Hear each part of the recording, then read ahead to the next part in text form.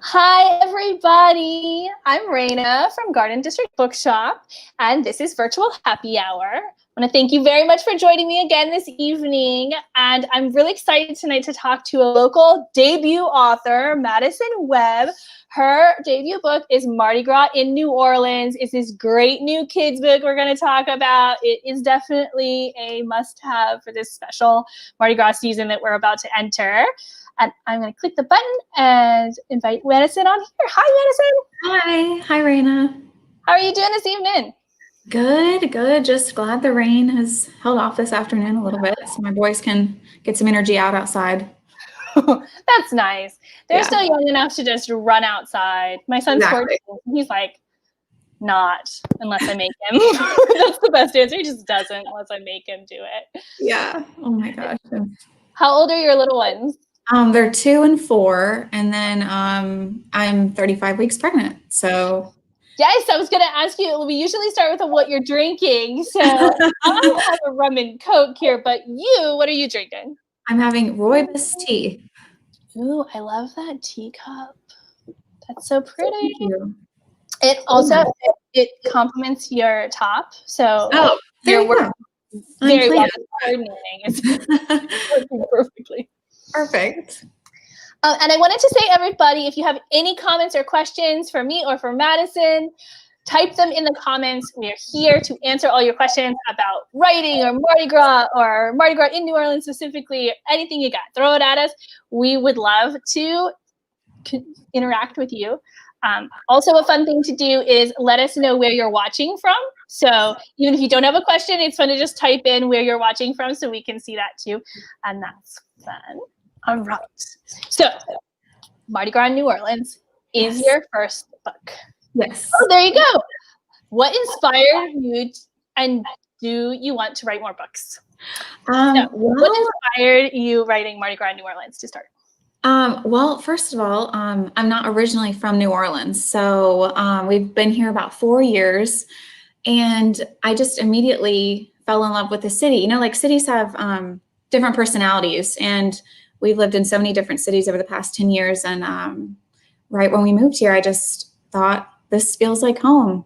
And then my then 2-year-old, Augie, he just was obsessed with Mardi Gras, so I just wrote this poem on my phone while I was rocking my then newborn to sleep in the nursery.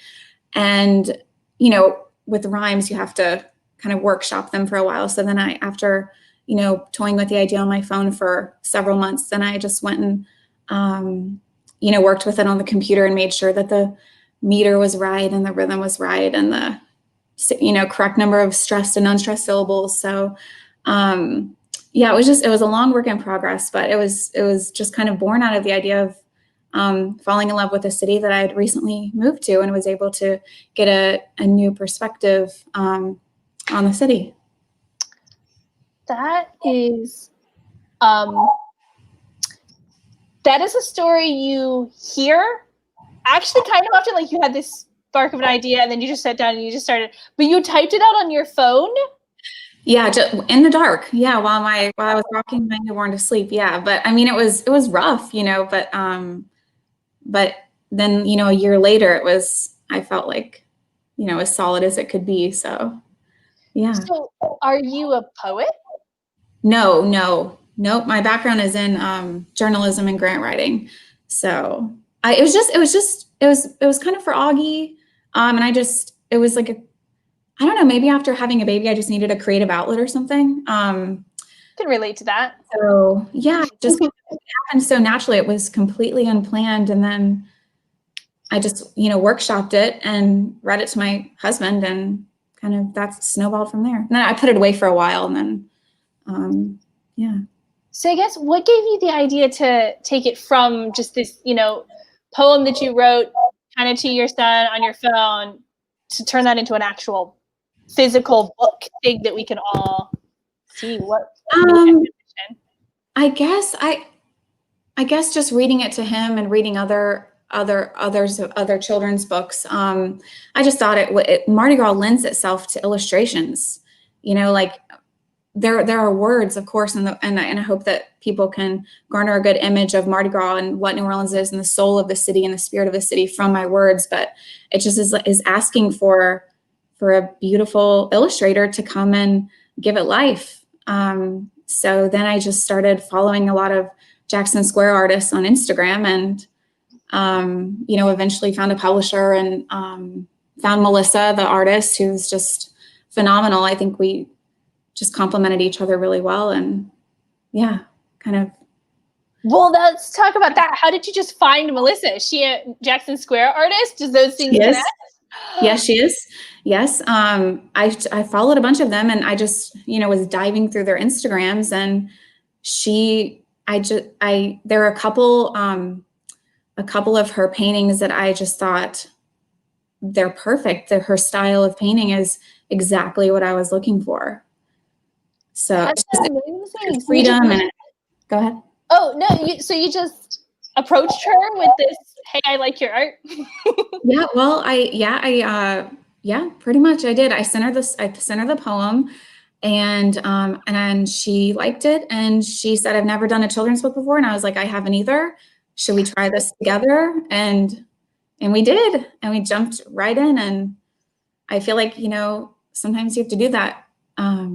Just take that risk, and thankfully it paid off for both of us. So I love this story because it's it has like this grassroots idea thing to it, and then also that people think they have to be like this huge writer or have this amazing writing background or writing family or something.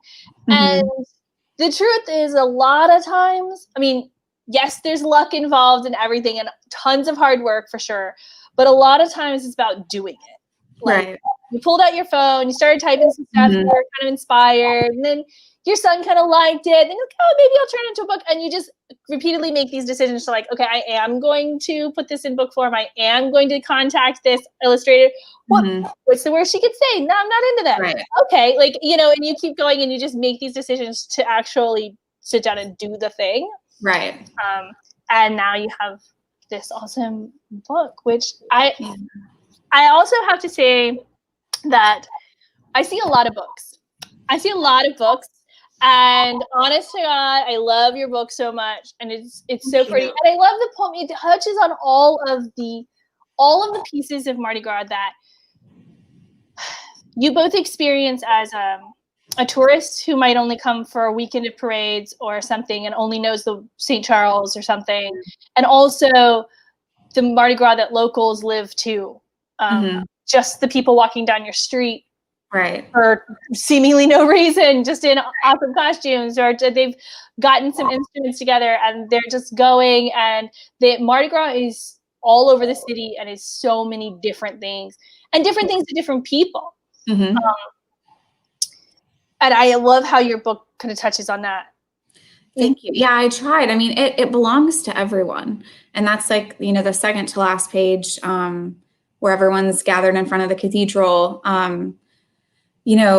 That's kind of what I was trying to do, just talking about how exceptional of a city New Orleans is, and how Mardi Gras brings everyone together. And, I was worried originally about not being from here and writing about something like Mardi Gras, but I think my background in journalism and grant writing, like, you approach articles in a grant from a distance, and you have to learn a little bit about the subject matter, and then you can write something that is hopefully compelling and will either get you, the proposal accepted, or will be published and, will be understood by your readers. So I think that, I guess my perspective was a little bit different not being from here, but like at the same time, I could appreciate the different things, all the different aspects of Mardi Gras, that I didn't take it for granted, or I haven't grown up with it. So it's all new and interesting to me, like everything. I mean,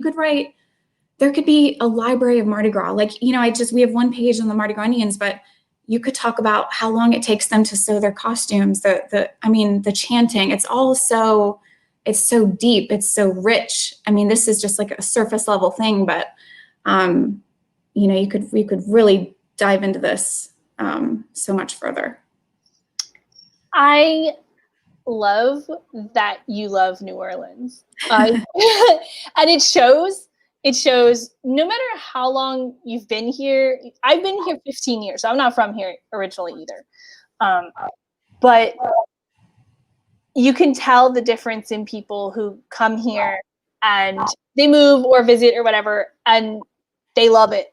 They feel that there's a connection here. And the people who are here for some other reason, a job or whatever, New Orleans made a best list of places to be. And so they moved here, and you can feel the difference pretty quickly.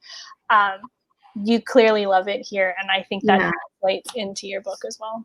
I feel like it's a privilege to live here. I really do. Like, you have to, yes, we have boil water advisories, but, do other cities have second lines and the beautiful oak trees and, the streetcars and the quarter and the Saturday mornings in the quarter? Do they have all of these, priceless things? No, they don't.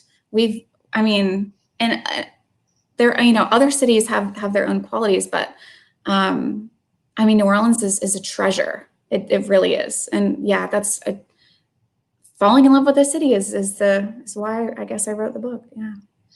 I also feel for me that it's kind of a privilege to raise and a responsibility to raise a kid here. Like I said, I moved here 15 years ago. My son's 14. He just turned 14 in December. So I wasn't here too long before having him. And I really felt that not only did that kind of help me connect me to the city, because this is going to be his hometown, but I have this like responsibility to make sure he sees all of these things and experiences all of these things. And when he grows up, he of course becomes his own man and he does what he wants, right? Maybe he loves it, maybe he doesn't, and I can't control that. But to show him and have him experience all of these things. Yes. You were saying that you've been here for about 4 years and your oldest is about 4. So you kind of have that same. Yes. Yep. Yeah. 2 of my 3 children will be born here, and Augie moved here when he was 4 months old. But I'm excited, as they grow up, to show them, different things, kind of like, your son,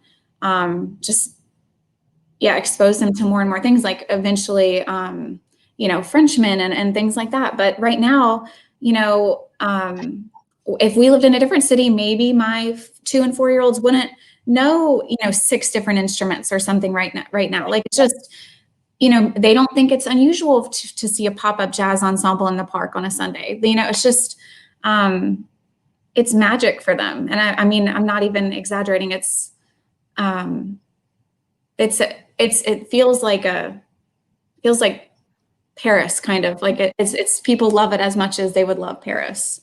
Sometimes it feels like you're in a movie. Know how in movies the family walks down the street and there's a band playing in the park practicing, or there's somebody juggling, and you're like, that doesn't happen. But it does here. And a few select other places, in the world, or at least in America. But it happens here, those types of things. Right. Yeah. Yeah. And you forgive some other, inconveniences, like the big box stores aren't, that close. It's a little bit difficult to get some places. You don't have as many, advancements or as many, just new businesses and like things that would make maybe raising a family easier. But it's, of course, you have Jazz Fest, you have just everything. It's just everything at your fingertips. And that's what life is. It's not like the Target's how closest Target. It's more like how rich is your life. And I feel like in New Orleans, it's rich. Completely agree. Completely. All right, let's see. We have a couple more questions. So Shanna actually asked a second question up here in the beginning. Do you want to write more books? Yeah, I would love to. I feel like like I said, this just came from I needed to express myself creatively after having a baby. But I'd like to, I feel like I'm most comfortable in like the nonfiction genre, like outside of children's books. So, journalism and even like nonfiction books, like maybe biographies or being a ghostwriter or something. I'm very confident in those areas, but I do have a couple, other ideas for children's books, but I feel like those will, maybe I'll do that my whole life, just when I feel like I need to express myself creatively, and then just continue the other type of writing, I definitely think that so far with the success, and it's just came out since December, but so far the success of the book, because if I understand correctly, you're almost sold out we won't be able to get too many more books between now and this Mardi Gras. So note to everyone watching, give us a call or direct message us. The book is not actually listed on our website quite yet. Just the way the publisher, and I wasn't able to get it on the website in time for the event. But you can call us and order them, and I strongly suggest that you do that in the next few days, because I think it's going to be sold out, and then you're going to do another printing, but I don't know that it's going to make it by Mardi Gras. Yes, definitely not by Mardi Gras, but yeah, definitely later this year, and for sure we'll be stocked and ready for next Mardi Gras as well. So yeah. Okay, let's see, we have another question. Kyle is asking, have you written any other books for your kids that you haven't published yet? Do you have any in a drawer somewhere, or a note folder? I wrote one, but it was before I had kids, and that's so interesting that I had forgotten about that. Yeah, I mean, I sent it to like 9 publishers. It's a rhyming one also. I don't know why if I write a children's book, it would be rhyming. I don't know why, but yeah, they all said no. But actually, the Harry Potter publisher, I think it was Bloomsbury Press or something, they wrote a positive no back. It was a nice no. So so yeah. You can tell the difference. We're making that right now. Maybe this is not what we're feeling this moment. Okay. Right. I'll put that in. There should be 3 columns. There's the acceptance, rejection, and then that's not bad. Still makes me feel good. That still makes me feel good pile. Okay. There's a not a chance pile, and then there's a, work on some things, but yeah. Well, yeah, and they say don't shoot for acceptance letters, shoot for a number of rejection letters that you get every year. So keep sending it out. Yeah, I know. I haven't even opened. I think that's very, very interesting. Oh, maybe I'll give it a read after like 5 years now. How long did it take from when you wrote the poem to when the book came out for this one? Like 2 years. Yeah, I worked on it for a while. I had to perfect the rhyme and the meter and all that for a long time. Just because when I'm reading books to my boys, like it is, if the rhyme is off or something, like it is just jarring to me. Like you can tell, and it's also like when I read it myself, like I'm reading it the way I expect to hear it. But when other people read it, like they don't read it. The flow's off and the rhythm is off. So you need other people to read it as well and make sure that the meters are all correct and everything. But yeah, I just really pick up on the discrepancies and the rhyming, I guess. Well, I mean, from a parent's point of view, it definitely makes it easier to read, easier to remember, just like what you're saying. Like it flows usually easier. And not just that, but from teaching kids to read point of view, those rhyming words and the words with the same endings and words that mean the same thing and stuff. Those are all things you can use as they get older, and you're reading these same books over and over, and you can slowly start to pick out pieces. Just help connect the dots for them. Yeah, I mean, it does help. It does help with kids with their learning for sure. I mean, with them learning how to read. And my boys will finish the rhymes, of their favorite books now too. And just some of them are so beautifully written. Some of the books, and just like they're different rhymes. They're not like cat and hat. I mean, of course that's a classic, but I'm just saying something as simple as that. But they're like, I mean, they're talking about architecture and just a range of interesting things like Good Night Construction Site. I mean, who would have known that, it can be a beautifully written book about, backhoes and bulldozers, but it really is, it's beautiful. It's beautifully written, and the rhyming is spot on. So Yeah. And sometimes it's not even about like the rhyme as much as it is just the flow. Mm-hmm. Yeah. Then there's this whole group of books now that moving up a little older from the picture books, but like middle grade and YA books that are books in verse. Yeah. And the whole book, I mean, it'll be like a 300-page book. The whole book is written kind of like song lyrics and poems and little raps and things. And they are sometimes, I mean, they're incredibly profound.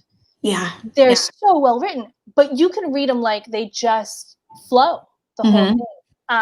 Yeah, that's great to pique kids' interest and find different ways to reach different children. So I feel like it's kind of this middle ground. We were for years and years, you're always trying to find these, a reluctant reader. What do you give to a reluctant reader? Or, I have a son or grandson, he doesn't like to read. Okay, well, probably he just hasn't found the right book. And it's okay if that book's like a graphic novel or a novel in verse or something like that. Just find him something he likes. Right. Or, that they like. And these novels in verse are like this great middle ground where you're tapping into what both the child likes or the young adult likes, but also as a parent, you go, oh, well, it's not just full of pictures. Like it's easier. For me as a bookseller, I could care less. My son can read what he wants as long as he's reading. But a lot of times, parents and grandparents, they're really like stuck on that. The graphic novels and comic books aren't reading. And the novel in verse idea is like there's barely ever any pictures in it, maybe at the beginning of a chapter or something. And then the rest of it is reading. I'm like, okay. Win. Yeah. What is your son into these days reading wise? Oh my gosh. So he is not right now. I'm trying not to let that bother me. Basically, like when they really started analyzing books at school, like they read, but then the last couple of years, he's in 8th grade now. So the last year and this year, they really started diving deep into what makes plot and characters and picking it apart, highlighting everything. He kind of pulled back from his reading for pleasure. So right now, the only things he really reads are some graphic novels, mangas based on some anime that he likes to watch. Now, that said, he voraciously reads those. There's like 86 volumes in this one that he was he watched the show and then he's reading all these ones. So like I said, that said, he's going through them like nobody's business. So he's reading all kinds of he's reading that. It's very specific, but he's reading that's good. That's again, I'm trying not to over mom him. Yeah. Go read what you want. Yes. Not be stressed that he like, in your head as a mom, you like, oh my God, he's never gonna read again. Like so he's like, yeah. Oh, he's going to. I just have to let it go. Right. Yeah. I feel like that's the key to life is just let it go and then everything will fall into place. So okay. Let's see. So we have some other questions. Shanna has another question. As someone from another place, what other things do you love about New Orleans? So you talked a lot about Mardi Gras, but like, what are some of your other favorite things that aren't necessarily Mardi Gras related? I mean, obviously the food, I mean, you can't go to, I mean, it's a food city, of course, the flavor and the spices and there's different chefs. Like I never knew that I would be like one day, not living in New York or San Francisco or something, be like, oh, I'm going to go to a Susan Spicer restaurant or here's a Donald Link or Nina Compton. Like I just never knew that would be available to me to like know these chefs and like know their signature dishes and signature flavors. So that's really neat, especially for a non like foodie person like me. So it's nice. It's been a nice learning experience. And I mean, I really think that New Orleans has the most beautiful trees in the whole world. I swear these oak trees are just, I mean, City Park in Audubon. I mean, I know the redwoods are gorgeous and sequoias and all that, but I don't know, there's just something special about the oak trees and the parks and the green space. And there's been so many, like love letters or like songs devoted to New Orleans, and they're all just so inspiring to me. And that's, when I was kind of writing this story, I was listening to some of the newer ones. Like, have you heard Like This by the Benji Davis Band? I don't think so. I don't even know how I found it, or my mom found it, but I don't know. It's just about New Orleans, and then you have Fats Domino, and like my boys love Oh, when the Saints Go Marching In, or they say Oh, when the Saints Go Marching In, but but yeah, just the music and the culture and the history. There's just no other mixture like this. There's no other combination with all of these things.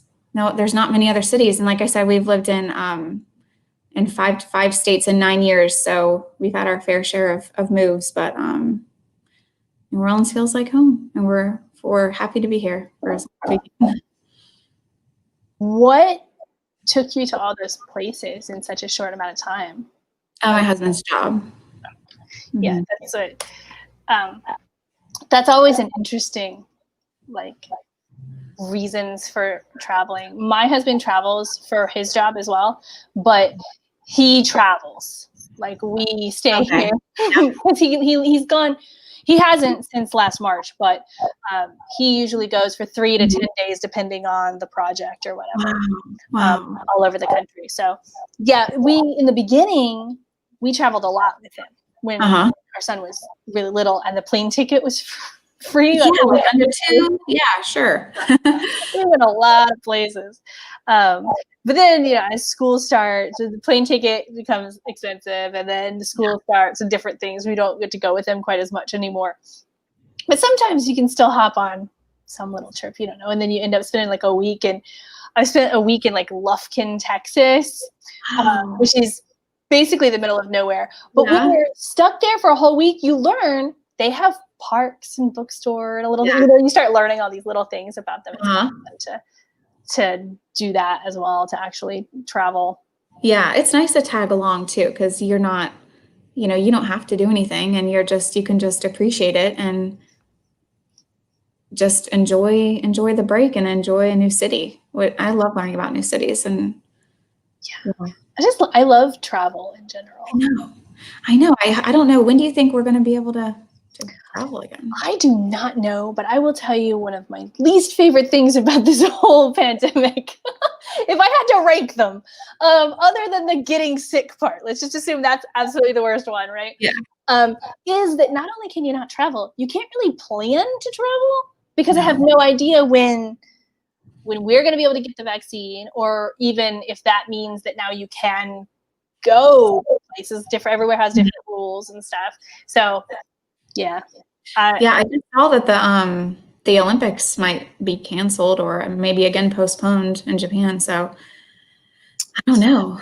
I don't know when the doors are going to open again, but it's sad. Just keep my, I get those text messages. I don't know if you get these, like, from the state and from the city, and they tell you like different coronavirus things. And I get text messages like last week where if you're over 70, well, first it was over 75, right? You go to this website and get an appointment. And then I got another text, is over 70. Okay, well, you could go and think. I'm just waiting for the text message that says like your age group, my age group, or my like whatever, and I can go click the button and make an appointment. Who knows? Right. I know. I'm also waiting for that call. All right. So Priscilla asks, what have been your kids' most favorite moments in New Orleans? For sure, I would say the Saints games. My 2-year-old has asked that we call him Alvin Kamara football player Nico. So he is Alvin Kamara. Sure. Yeah, and he wears that jersey. He wears that. We gotta get a second one coming up here soon, but definitely that. That's a big one. And it's just, I don't know. Saints fans are just incredible. I mean, and they're not like I mean, not to disparage any other fans of teams, but they're not maybe as, they're not Steelers fans or they're not Falcons fans, or, I just think we're good, wholehearted fans, and it's, fun for the boys, and everyone's kind, and, can still enjoy the wins. And it was nice to have Drew Brees, it was a good 4 years, but I really think 2018 was our year. Are you a Saints fan, or are you? So here's the thing. What part of Florida are you from? I'm from Southwest Florida, so Fort Myers is where I'm actually from. But my family are Miami Dolphins fans. Growing up, we watched the games every week. That said, you do not live in New Orleans, and you can't not be a Saints fan. So when I already knew coming in here that, like, I knew the Saints, obviously, and all that, but I wouldn't have said I'm a fan either way. I could care less. I was here, like, the first season. As soon as football starts up, you're like, oh, okay, I need to pay attention to this. Yeah. And then, like, in the first year I was here was the year after Katrina. So that year too was like the city itself is hoping that they come back. There was that time where they thought that maybe they would leave the city, and you could just feel this collective, like, they love for their team. And if the Saints hadn't come back, I just feel like the part of the soul would have dropped out of the city. I really do. Right. And then when they played that first game in the Dome the next year. By that point, you're a Saints fan. I mean, if you're here, that's it. Like, you couldn't have lived through all this. Oh, are they going to leave? Are they going to come back? Oh, what's going to happen? Are we even going to survive this year? And then they kick off that first game, and you're like, oh, and everyone in the city is just like, it was part of the healing. Yeah, exactly. So I'm a Saints fan. I was also here when they won the Super Bowl, and again, that's just like, those is crazy. The winning itself, that's very exciting, and very excited about that, and watching the game. And outside, you could hear a pin drop in the whole city while the game's on. And the second the game ended, streets just filled with people. We walked down, because we live like 5 blocks from Frenchman, so we walked in toward the quarter. We were on Frenchman, and when we first walked through Frenchman, there were a couple of police officers, and they were trying to keep the people out of the streets, because they're like, oh, let the car through. So we walked on through the quarter a little bit and looped back around. And when we came back to Frenchman, maybe 15 minutes later, the police officers were like, forget it. They were stopping the cars, and the people were in the street. They brought their instruments. Like, there's a drum set in the middle of the street now, because they're waiting to play at the New Orleans. Yeah, exactly. And they're just playing in the middle of the street at that point. So again, you can't live through a couple of those types of things and not be a fan of the team that you are. So yes, it's just in your blood. It's in your blood now. You're drinking the water. It is what it is. It is what it is. Fight it. Yeah. I had a friend who was from New Orleans when I lived in Florida, and he was super Saints fan. I'm like, whatever. Like, I don't get it. You don't live there anymore. Like, it's fine. But he was like diehard Saints fan, and once I like moved here, and I was like, oh, I see it, I get it. Why even once you leave, you're still gonna be a Saints fan. Yeah, and I'm originally from Florida too, North Florida. So do you ever? So you're gonna be here permanently? You think, right? That's the plan. Yeah. I have no intention of leaving. If I did, I would probably, my mom and my sister still live in Florida, so I could see myself like going back to be of assistance in some way at some point, but I don't know. This is where I live. Yeah. Do you guys still have that? Like, are you more permanently here now, or you don't know? I hope so. It just depends. It just depends, but we're counting on it. I hope so. I'd really, with all my heart, do. It's also just tough to move as you have kids. Right. But it really does feel like home. So, yeah. Well, I hope so. Let's see. All right. We have other questions. How do you think Mardi Gras is going to be different this year? Well, we're already seeing it, the house floats, and which are pretty neat. I need to participate in that actually. But you know, I haven't even seen very many, not around here where I live, but I probably, are there any around you? Like I think, and there are a few that I've seen just like walking around my house or on the route kind of into the little neighborhood and out when I'm driving, but I haven't gone really looking for a bunch yet. The official maps come out on February 1st. Oh my gosh. Yeah, so it's a whole like organized, super organized thing. And you can decorate without being part of the official house float. But if you wanted to be on the map, there were these dates you had to meet, and you had to not really apply. It's not apply like a vetted process. It's more of like, I'm going to do it. You like sign up and say you're going to do it, and then you have to be decorated by a certain date to make it on the map. And then so February 1st there will be a map, an official map. So I've kind of been not stressing that, but as soon as those maps come out, I'm going to be like the first one with like the printed out or whatever on my phone going, okay, this one. Yeah. Like, make it right. Yeah.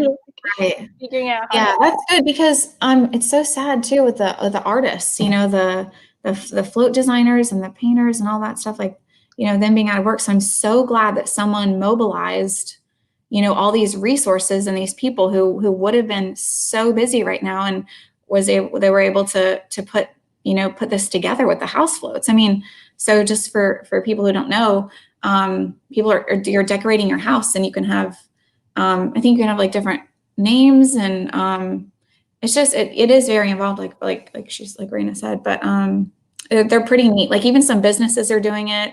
And it's just nice to see people are still in the spirit, which is kind of like what I was, you know, wanted my book to be. So you could read it year round and still kind of get a sense for the spirit of the city and the spirit of what Mardi Gras is. So. Yeah, I put a link to their website actually in the comments, so you guys can click on it and take a look at like the whole process. But I love how this was like an idea. I think it was an idea on Twitter or something like a few months ago, and then like you said, someone grabbed it, actually went, you know, downtown and said, here's what we want to do. Will you, you know, let us, is this okay that we want to officially do this? And they're like, oh yeah, you know, there's some rules on the website that, you know, that you're supposed to follow and all of that. And now all of a sudden we have these house floats. Another thing that's like that is, did you hear that they're doing, I can't remember what they're calling it, but it's in City Park. Yes. I just saw it today. So for anybody who hasn't seen it, I'll see if I can find a link to it. But they're going to take some of the floats from the different crews and set them up in City Park, along with, they're trying to get some of like the marching crews and stuff to do smaller like presentations during these specific times. And it's like $10 per car. You can drive through it and see these floats. They have daytime times and prices and nighttime prices and hours. Yeah. Because if you don't know, if you've never been to Mardi Gras, daytime parades and nighttime parades are very different. Nighttime parades are full. All the floats have lights all over them, and they, you know, there's neon and they light up, and it lights up the parade route as they go by. And daytime floats just as beautiful, but don't have to have all the lights on them. So they're gonna have these two things at City Park, and I just thought that was like a really reasonable price because it was per car. And you get to drive through and actually see, and that I know started on Twitter. Yeah, I think I saw that too. I mean, people are putting their heads together and really supporting the city during this time, and all the artists, and it's just so good. It's so New Orleans, you know. Okay, Kyle, is Mardi Gras your kid's favorite book? So is your book your kid's favorite book? Putting you on the spot, like if that is in fact the question, is your own book your kid's favorite book? They would say yes. If you were to ask them, they would say yes. But I mean, do they want to read it every night? No, you know, no. But I'm like, but why? When I had a case of books in the back of the car, and I was dropping them off, and Augie, my 4-year-old, saw it, and he got really upset because he thought I was giving them all away, and we wouldn't have it. Yeah, and I think they are really happy that their names are in it in the dedicated portion, but you'll have to have a third year for the next run. Well, and this would be something too that, like, as they get older, and then they can look back at it. Yeah. Okay.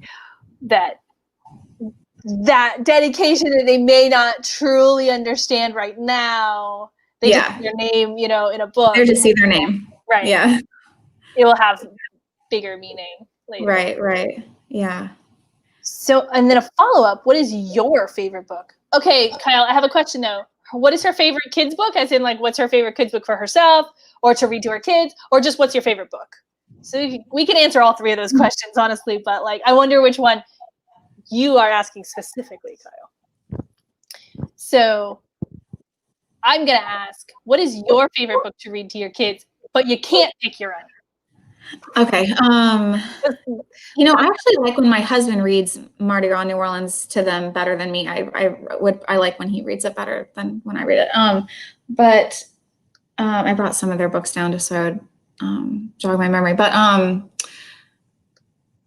right. I mean, it really does fluctuate based on their age. But my favorite book, probably ever, is. Let me just see if I have it right here. I probably don't. Is probably Come a Tide. It's super regional. I think it's about a flood, like when the rain and snow mix in the spring in Kentucky.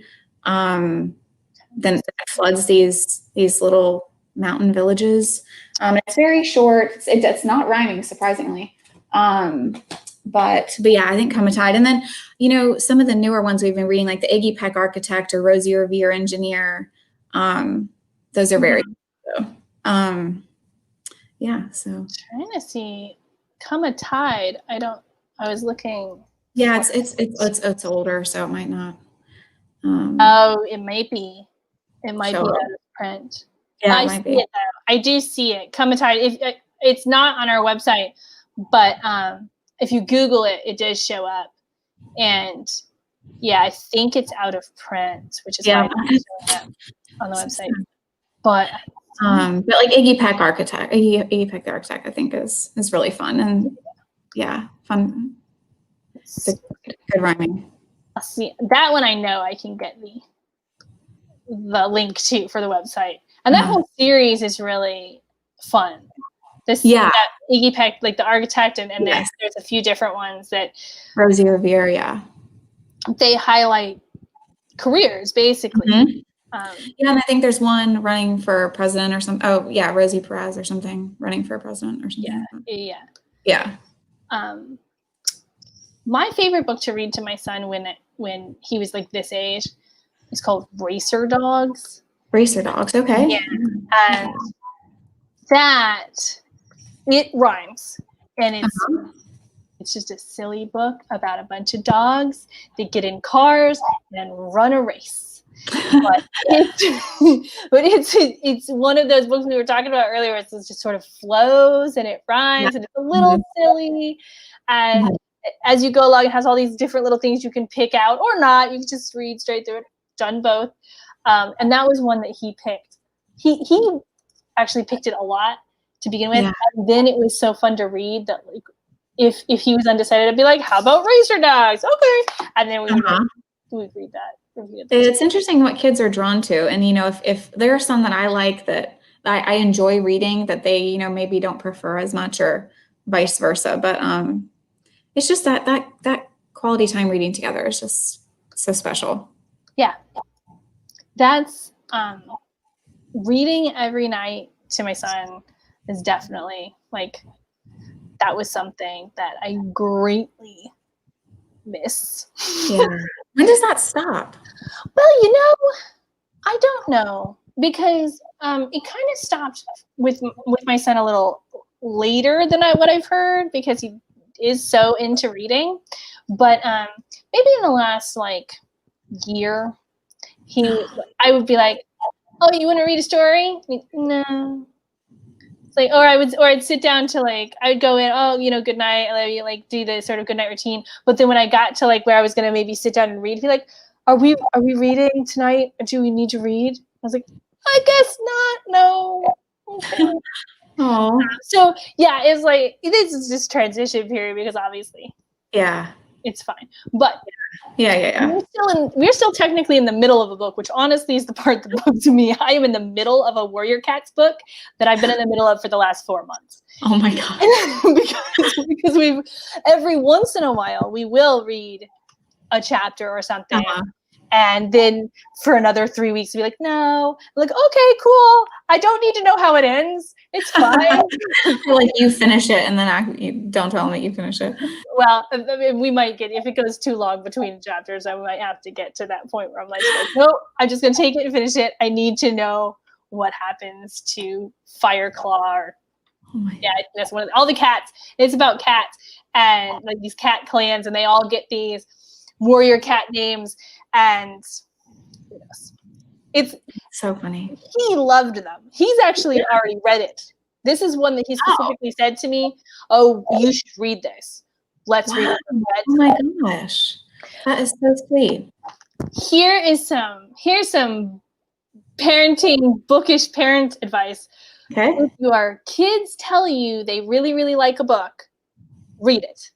Yeah. Because there were a couple of times, but one time my son read this book that I'm super blanking on the name right now, but it'll come to me. He read this book. He read it in one night. He stayed up really. He's like, Mom, I stayed up so late. I finished this book with my flashlight. You've got to read it. And I went, my gosh. I went, whatever, kid. You know, I mean, I did. That's not what I said to him. I said to him, I'm like, oh yeah, of course I'll read it. But I put it on the shelf. I'm like, I'll get to it when I get done with whatever I'm reading. And it took me like 6 months, and he kept asking me, did you read it yet? Have you read it? And I was like, oh no, I'm going to. And then I did. Oh my God, it was so amazing. It was so amazing. I promise everyone, like if I can't remember it by the end of happy hour, I will, as soon as I get done and I can go get it, I will put the link in this because it was such a good book. And from then on, if he finishes a book and he tells me, oh Mom, you've got to read this, I'm just like, okay, that's next on my TBR. Like I will move that to the top. I will read that because he's not been wrong. He's not been wrong. He's read a few other ones after that they were really good. So there you go. Oh my gosh, that's so sweet. Yeah, I definitely will do that. Good tip. Did kids that age, do they listen to audiobooks yet? Or well, he listens to audiobooks for the books he's supposed to be reading for school. Does that count? Sure, yeah. Yeah. And he definitely caught me in this like, catch-22 because, of course, like I believe audiobooks are reading. If you're listening to an audiobook, that totally counts. You read it. Of course, though, when a school assigns you a book to read, I also think probably you're going to retain it better if you read the book. But he backed me into a corner with that because then he was like, well, Mom, you said audiobooks are reading, and so I'm reading it. And I was like, I'm going to lose this one. I'm just going to... If you pass the test, it's fine. I'm just gonna go with that. It's a long compromise. Yeah. Just call that a win. I for some reason cannot listen to fiction on audiobooks. I cannot listen to a fictional audiobook. I have this like mental block, and it has to be nonfiction. And honestly, I've been listening to the same one over and over again recently. I don't know why. I think it's like a comfort thing, but Bill Bryson's A Short History of Nearly Everything. I could listen. I mean, there's just, you don't retain it the first 3 or 4 times you listen to it. And I don't know, it's kind of like soothing or something. I don't know why. It's like a meditation, but I do really like it on audiobook, and the narrator is great. Yeah. I've listened to a couple of Bill Bryson's books, and the narrator is good. Yeah. That can make a big difference. It really does. I mean, I always sample them beforehand just to make sure I can handle it. Yeah. There have been a couple of audiobooks I have had to go, not good. Yeah. Just based on the narration. And a lot of time, like it's just based on narration. Nothing to do with the book whatsoever. I can pick the book up and read it myself, like in print theater. It's not that. Let's see. Kyle has another question. If you had one book to take on a deserted island, what would it be?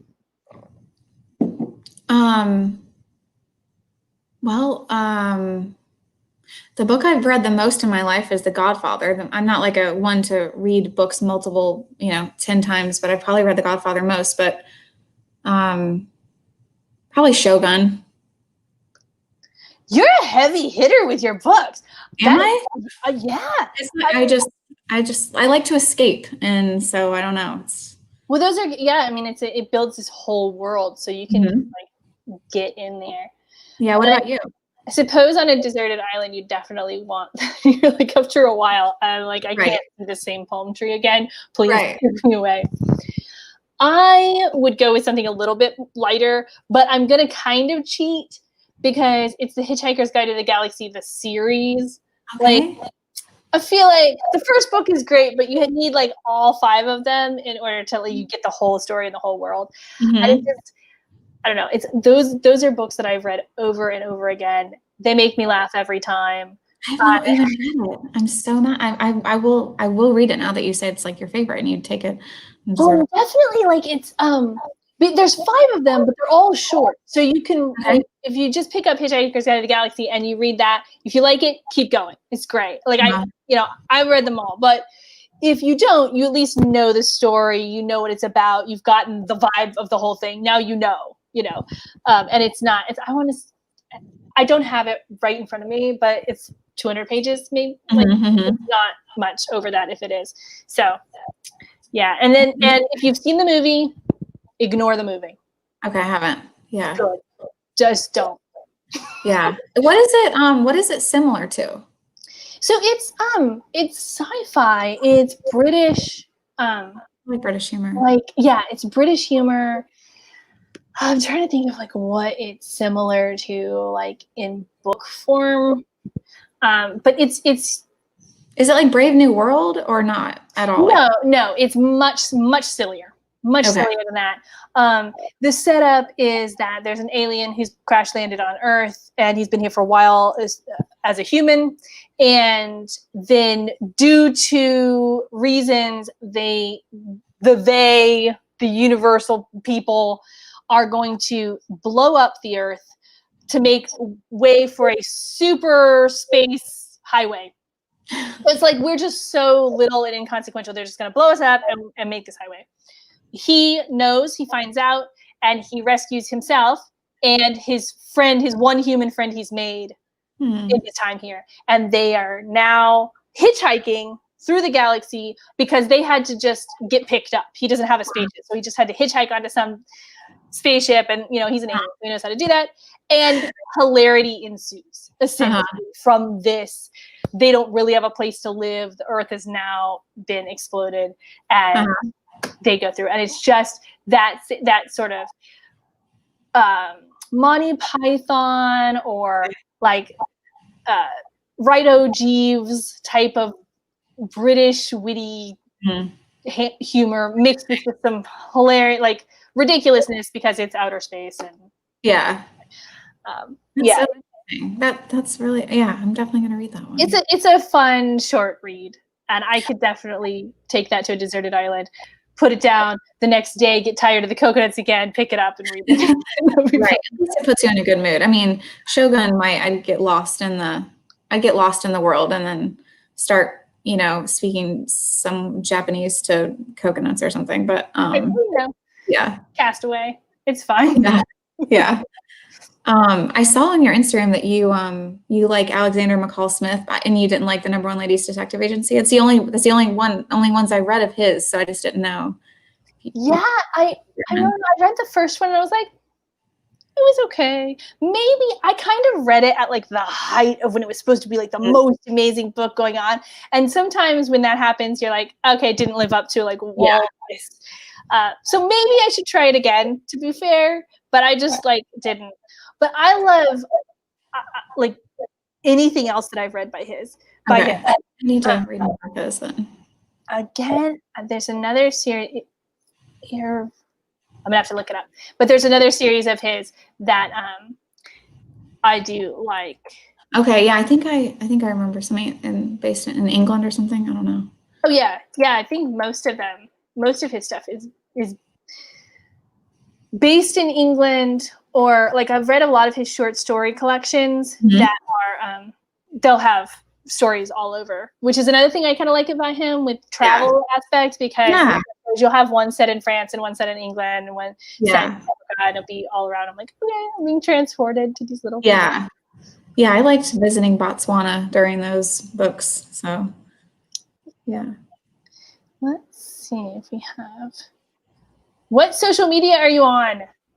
Where I can we need to work on that. I'm so new to this. I really next round I'll be better, but I just have my own personal Instagram, but I need to get on the ball with this, and that's just part of the game now, I think. So I should take a tip from you, Rena. But yeah, I need to like have a presence. And I mean, there's just so much surrounding Mardi Gras too. And like, I mean, next year I'd like to do like some supplementary materials because a lot of educators are interested in the book, and even all around the country. If you lived here or even visited, obviously it's a holiday, but you're just looking for ways to educate your children, your own children or the children in your classroom. So it'd be nice to like put together some backstory to some of these, and like explain more about the Mardi Gras Indians, or some marching bands, or the flambeau. I mean, it's just so rich. It's just limitless, honestly, what you could do. So I would like to dive into that a little bit more with this book. You could definitely build like a curriculum, reading guides around this book for educators specifically. Mm-hmm. And they would get a lot out of that. And we get calls from people who have visited here or not sometimes, and they are teachers, and they're either doing, they're going to do a segment on New Orleans or on Louisiana, Mm-hmm. or you'll have other people like gifts too, like they know that their daughter or their son are going to do this in school, and they'll call and just ask like, what's a book for this age group, or that I could read to this age group about New Orleans or about Louisiana. And your book would be great for stuff like that. And we have such good, I mean, New Orleans is so supportive of local artists and local authors. And I mean, there's just so many options. So it's, yeah, I don't think people would be, searching long to find something that suits them. That's another thing that's great about New Orleans. I know. I mean, it's just, yeah. Two things. One, being an artist of any kind is a respected and real profession. Mm-hmm. And two, we support each other. Like I go out of my way to support a New Orleans artist or business. It doesn't have to just be art. Like if I know that you're a local business, I'm like, okay, well, definitely, I will shop there. I will send people to your website, and that's who I recommend when people come in the bookstore and they say, oh, where can I go get this? I skip right past the Starbucks. Like you're going to find, if you're a tourist or whatever, you're going to find that on your own. They do not need my help. Right. Coffee, who's just down, a block from them. I'm like, just skip the Starbucks, go to French Truck. Like that's where you want to be. Yeah. Yeah. Even like when I'm in the grocery store, just looking for, hot sauce or barbecue sauce or something, like I will always go local. And plus I just think the quality is better. Yeah. Well, and I think we are very lucky. Again, another New Orleans lucky thing is that we have so many options at our disposal. We live in a place that has so many natural resources, but like over time, so many businesses, entrepreneurs have come here that we do have a local hot sauce and a local rum and a local rice and a local sugar and a local, like we could get all of the things that are within, a few hours of New Orleans. Yeah. And that's another one of those things that we are to have. Yeah. Yeah. That's not lost on us. That's for sure. Well, I think we've answered all the questions and we've reached 6:00. Okay. So I just want to say first, thank you to everyone who came, everyone who watched, everyone who commented. We really, really appreciate you coming and hanging out with us this evening. And again, let me say, if you want to get a copy of Madison's book, call us or DM me or DM the bookstore. I do the social media for the bookstore, so I'm the one who sees all of those, no matter where you DM us, and we can get you the information. We can get you Madison's book. We ship all over the world. We do curbside pickup, free local delivery within 5 miles, and the shop is open right now with masks and stuff, of course. And thank you so much, Madison. Thank you, Raina. It was so much fun. Okay, so great. Our love of New Orleans. And I love talking to you about your book and about New Orleans. This is perfect. Yeah. You have a very good night. Thank you so much. You too. Thanks, everyone.